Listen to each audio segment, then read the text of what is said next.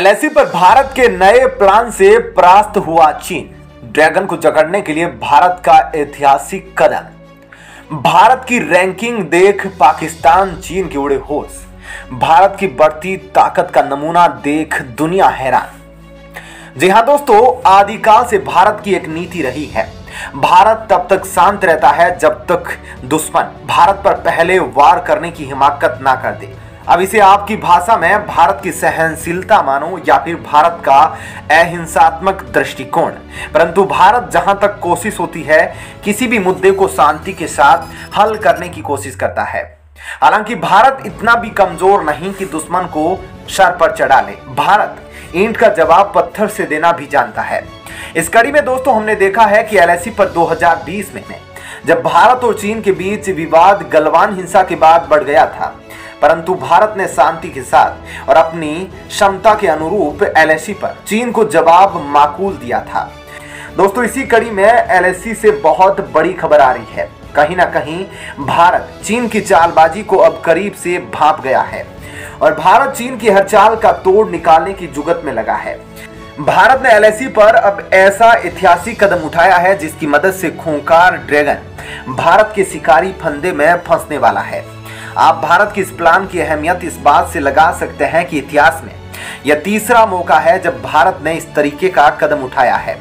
दोस्तों आखिर एलएसी पर भारत ने कौन सी तैयारी की है और भारत के इस नए प्लान का कितना महत्व है, इसके बारे में हम जानेंगे। इसके साथ ही दोस्तों भारत को लेकर एक बहुत ही बड़ी रैंकिंग सामने आई है जिसमें पाकिस्तान भारत के इर्द गिर्द भी नहीं। भारत की रैंकिंग ने दुनिया के कई देशों के होश ठिकाने लगा दिए हैं। मैं ऐसा क्यों बोल रहा हूं? क्योंकि भारत को लेकर अक्सर ऐसी बातें सामने आती है कि भारत की क्षमता कितनी है, भारत के लोगों की पावर कितनी है, भारत के लोग क्या कुछ कर सकते हैं। ऐसे में भारत को लेकर यह बातें भी आती है कि अल्पसंख्यकों के साथ भारत भेदभाव और घृणा रखता है। लेकिन अब इस रिपोर्ट ने उन देशों के मुंह पर जोरदार तमाचा जड़ा है क्योंकि इस लिस्ट में भारत के लोगों की ताकत को दिखाया है। दरअसल यह जो लिस्ट सामने आई है, यह लिस्ट दुनिया में सबसे ताकतवर पासपोर्ट रखने वाले देशों को लेकर है।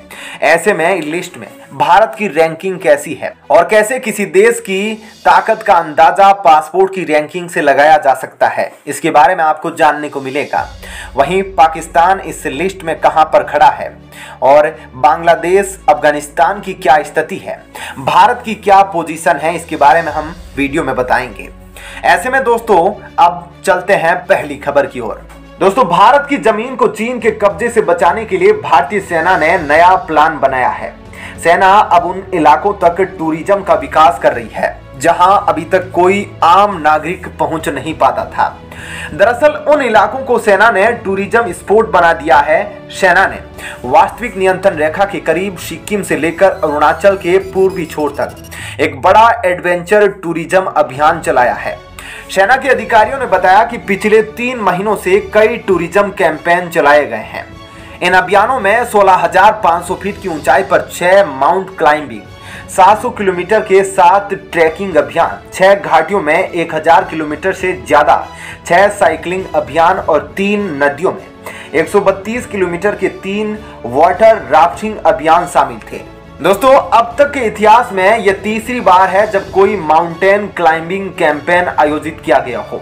सिविल मिलिट्री सहयोग से इस तरह के आयोजन का मकसद पूर्वोत्तर राज्यों में पर्यटन को बढ़ावा देना है। दोस्तों जितने ज्यादा लोग इन आयोजनों में शामिल होंगे उतना ही बॉर्डर के आसपास के इलाके विकसित होंगे। ऐसा नहीं है कि सरकार, सेना और स्थानीय प्रशासन ने एलएसी पर एडवेंचर अभियान पहली बार आयोजित किए। इससे पहले साल 2018 में गृह मंत्रालय ने लद्दाख में 5 नए रूट को पर्यटन और 4 ट्रेल ट्रैकिंग के लिए खोला था। साल 2019 में रक्षा मंत्रालय ने दुनिया की सबसे ऊंचे युद्ध क्षेत्र सियाचिन को पर्यटन के लिए खोल दिया था। इससे पहले भारतीय सेना के अलावा इस जगह जाने की मंजूरी किसी को नहीं थी। टूरिस्ट अब बेस कैंप से कुमार पोस्ट तक आसानी से जा सकते हैं। वहीं सेना के अधिकारियों ने बताया कि चीन भारतीय इलाकों पर अपना दावा ठोकता रहता है। यह सिलसिला 60 के दशक से चला आ रहा है। इसी के चलते 1962 में दोनों देशों के बीच जंग भी हो चुकी है। अरुणाचल को तो वो अपना हिस्सा बताता है। चीन की सिविल अफेयर मिनिस्ट्री ने 30 दिसंबर 2021 में चीन के नक्शे में अरुणाचल प्रदेश की 15 जगहों के नाम दे दिए। उसने यह हरकत उस वक्त की थी जब 1 जनवरी 2022 से चीन में नया बॉर्डर कानून लागू किया जाना था। ऐसे में भारत के इस नए अभियान, इस नए प्लान, इस नए कदम पर आपका क्या कहना है? भारत की यह कोशिश रंग ला पाएगी? अपना विचार इस पर जरूर बताएं। चलिए अब दूसरी खबर की ओर रुख करते हैं। दोस्तों, एक रैंकिंग सामने आई है और ये रैंकिंग जारी की है आर्टन कैपिटल ने, जिसमें दुनिया में 2022 में सबसे ताकतवर और कमजोर पासपोर्ट वाले देशों को रखा है। इस लिस्ट में यूएई के पासपोर्ट को सबसे ज्यादा मजबूत बताया गया है, तो वहीं दूसरे नंबर को लेकर चौंकाने वाले आंकड़े हैं। इस लिस्ट में भारत का पासपोर्ट 69वें स्थान पर रहा है, वहीं पाकिस्तान 94 और बांग्लादेश 92वें स्थान पर रहा। इस लिस्ट से यह पता चलता है कि किस देश के नागरिकों को कितने देशों में वीजा फ्री प्रवेश और कितने देशों में वीजा ऑन अराइवल प्रवेश मिल सकता है।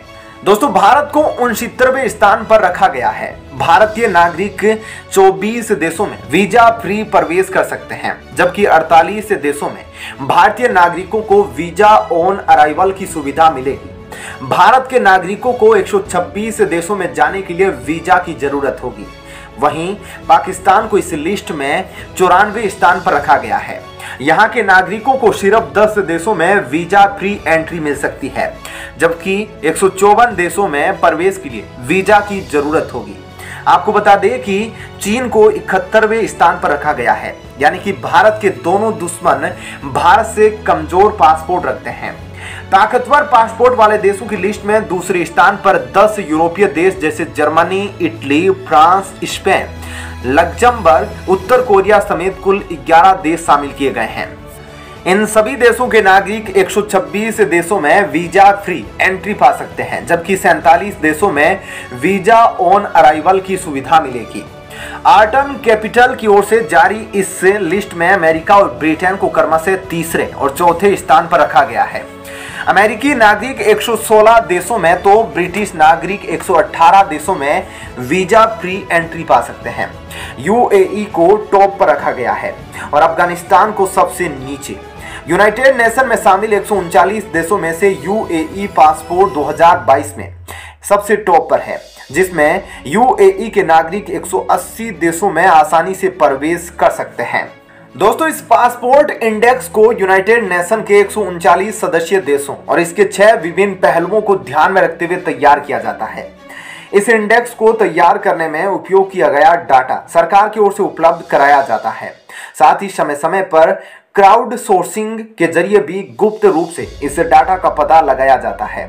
सभी देशों के पासपोर्ट की व्यक्तिगत रैंक निर्धारित करने के लिए त्रिस्तरीय पद्धति और मोबिलिटी स्कोर के आधार पर रेटिंग की जाती है। इसमें visa free, visa on arrival, ETA और ई वीजा भी शामिल है। इसके बाद इस स्कोर को वीजा ऑन अराइवल और संयुक्त राष्ट्र के मानव विकास सूचकांक के साथ टाई ब्रेकर के रूप में इस्तेमाल किया जाता है। ऐसे में आपका इस खबर पर क्या कहना है, जरूर बताएं। धन्यवाद।